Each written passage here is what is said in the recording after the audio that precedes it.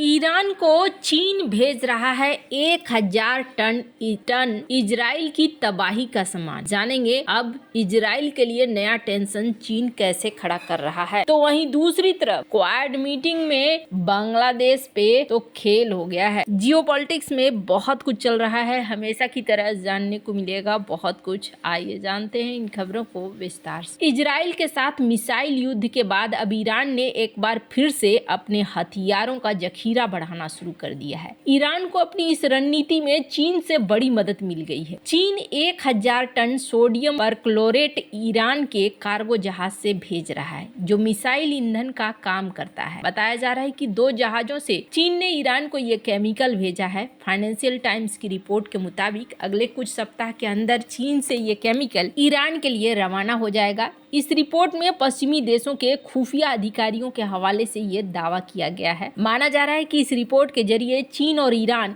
दोनों को इन जहाजों के बारे में स्पष्ट चेतावनी दी गई है। इस रिपोर्ट में कहा गया है कि ईरान के झंडे वाले जहाजों गोलबोन और जेरान के जरिए इस केमिकल को भेजा जाएगा। इस 1000 टन सोडियम परक्लोरेट से अमोनियम परक्लोरेट बनाया जाता है, जो मिसाइलों के लिए ईंधन का काम करता है। ईरान को पिछले साल मिसाइल के लिए ईंधन बनाने में बहुत समस्या का सामना करना पड़ा। इजराइल ने अक्टूबर महीने में ईरान के लंबी दूरी के मिसाइल के फ्यूल बनाने के सामान को तबाह कर दिया। फाइनेंशियल टाइम्स की रिपोर्ट के मुताबिक इतने ज्यादा सोडियम परक्लोरेट से 960 टन अमोनियम परक्लोरेट बनाया जा सकता है। मिसाइल के ईंधन में 70% अमोनियम परक्लोरेट का इस्तेमाल किया जाता है। इससे करीब 250 खैबर सेकान और हज कसाम मिसाइलों को बनाया जा सकता है। इस केमिकल को मिसाइल टेक्नोलॉजी कंट्रोल प्रशासन के अंतर्गत आता है। ईरान की ये मिसाइलें मध्यम दूरी तक मार करने में सक्षम है और सॉलिड फ्यूल से चलती हैं। रिपोर्ट के मुताबिक इस केमिकल को ईरानी सेना को भेजा जा रहा है। अब मांग उठ रही है कि ईरान को इस केमिकल की आपूर्ति को रोका जाए। अमेरिका के राष्ट्रपति डोनाल्ड ट्रंप भी इस पर फोकस कर रहे हैं। अधिकारियों ने बताया है कि इस केमिकल को 34 कंटेनर के जरिए गोलबोन से भेजा जा रहा है। रिपोर्ट के मुताबिक फरवरी के शुरुआती दिनों में चीन से ये केमिकल ईरान के लिए निकल सकता है। इजराइल को हथियार सप्लाई करने के मामले में कई देशों ने प्रतिबंध लगा दिया है। कई ने तो खुलकर विरोध किया है। अब ईरान को भी लेकर ऐसी ही मांग उठ रही है। हमास और हिजबुल्लाह के पतन से ईरान को बड़ा झटका लगा है। खैर, जहां एक तरफ ये सब कुछ चल रहा है, वहीं दूसरी तरफ बांग्लादेश में भी कांड पे कांड हो रहे हैं। हालांकि एक रिपोर्ट आ रही है जिसमें कहा जा रहा है कि बांग्लादेश में बीते साल जुलाई में छात्रों ने नौकरियों में कोटा सिस्टम के खिलाफ बड़ा आंदोलन किया और 16 साल से चल रही शेख हसीना की सरकार को 5 अगस्त को उखाड़ फेंका। शेख हसीना को भागकर भारत में शरण लेनी पड़ी। इस दौरान प्रदर्शनकारियों ने सीने पर गोलियां खाई, जिसमें सैकड़ों लोगों की मौत। अब शेख हसीना की सरकार के जाने के 6 महीने बाद बेरोजगारों की हालत और खराब। अब कई लोगों का मानना है कि नौकरी पाना सीने पर गोली खाने से भी ज्यादा मुश्किल काम हो गया है। पिछले साल विरोध प्रदर्शनों की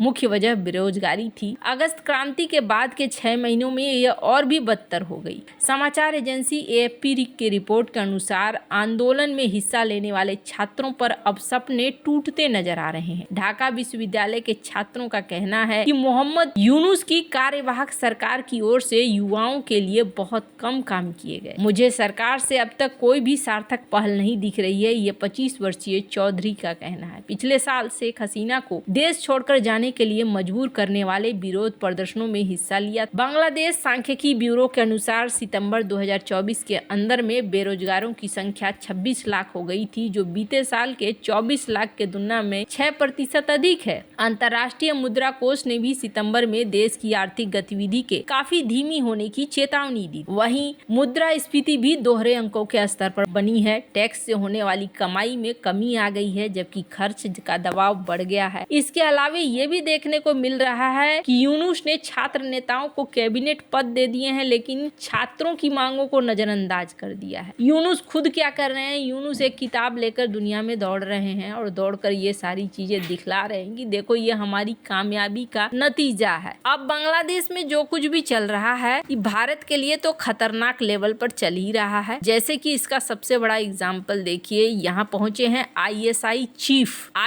चीफ का बांग्लादेश पहुंचना पाकिस्तानी ISI चीफ का ये भारत के लिए कहीं से भी एक अच्छा संकेत नहीं है। पाकिस्तान और बांग्लादेश के बीच बढ़ते सैन्य संबंधों के बीच पाकिस्तानी सेना की खुफिया विंग ISI के प्रमुख लेफ्टिनेंट जनरल असीम मलिक बांग्लादेश का दौरा किया। इन्होंने पाकिस्तानी खुफिया एजेंसी के चीफ की ये दशकों पर पहली ढाका यात्रा थी, जिसने भारत की पूर्वी और पूर्वोत्तर सीमाओं पर नई सुरक्षा चुनौतियों को लेकर चिंताओं को जन्म दिया है। ISI चीफ का दौरा ऐसे समय में हुआ है जब बीते सप्ताह ही बांग्लादेश का एक उच्च स्तरीय रक्षा प्रतिनिधिमंडल पाकिस्तान की यात्रा करके लौटा है। मंगलवार को जब ISI चीफ दुबई के रास्ते ढाका पहुंचे तो उनका स्वागत बांग्लादेश सेना के quarter master general lieutenant general Mohammad Faizur Rahman ने किया। इकोनॉमिक टाइम्स को मिली विश्वसनीय जानकारी के अनुसार रहमान के इस्लामवादियों और पाकिस्तान के साथ घनिष्ठ संबंध है। मामले की जानकारी रखने वाले लोगों ने बताया कि ISI चीफ की ढाका यात्रा का उद्देश्य दोनों देशों की खुफिया एजेंसियों के बीच खुफिया जानकारी साझा करने का नेटवर्क बनाना है, ताकि सीमा पर हिंसक गतिविधियों के माध्यम से भारत में अशांति पैदा की जा सके। इसके पहले बांग्लादेश के एक टॉप जनरल ने इस्लामाबाद में पाकिस्तानी सेना प्रमुख जनरल सैयद आसिम मुनीर से भी मुलाकात। बांग्लादेश के सशस्त्र बल के प्रिंसिपल स्टाफ अफसर लेफ्टिनेंट जनरल कमरुल हसन कई वर्षों से इस्लामाबाद की यात्रा करने वाले पहले शीर्ष बांग्लादेशी जनरल हैं। हसन बांग्लादेश की सेना में दूसरे नंबर के अधिकारी हैं। उनके यात्रा दोनों देशों के बीच रक्षा संबंधों में आगे बढ़ने का साफ संकेत देती है। बीते साल अगस्त में शेख हसीना की सरकार के पतन के बाद दशकों बाद पाकिस्तान और बांग्लादेश की सेनाओं के बीच इस तरह की बैठकें शुरू हुई है। हसन ने पाकिस्तान यात्रा के दौरान जनरल मुनीर और joint chief of staff committee के अध्यक्ष जनरल साहिर शमशाद मिर्जा के साथ अलग अलग बैठकें भी की है। यहाँ पर धीरे धीरे पाकिस्तान घुस रहा है, ये देखने को मिल रहा है और पाकिस्तानी सेना के बड़े अधिकारियों को न्योता भी दिया गया है। पर सवाल ये उठ रहा है कि अब भारत क्या कर रहा है। तो भारत के डॉक्टर एस जयशंकर ने इस चीज को लेकर एक बयान दिया है। स्क्रीन पर आप देख सकते हैं आर्टिकल और इस वीडियो को, जिस वीडियो में डॉक्टर एस जयशंकर ने कहा है, जब क्वाड की मीटिंग हुई उसके बाद हमने NSA से बातचीत करी है और हमने विदेश मंत्री से भी बांग्लादेश के मामले को लेकर बातचीत करी है। अब जो बातचीत हुई है उस बातचीत की डिटेल अभी मैं साझा नहीं करूंगा। हालांकि माना जा रहा है कि बांग्लादेश पर जो बातचीत हुई है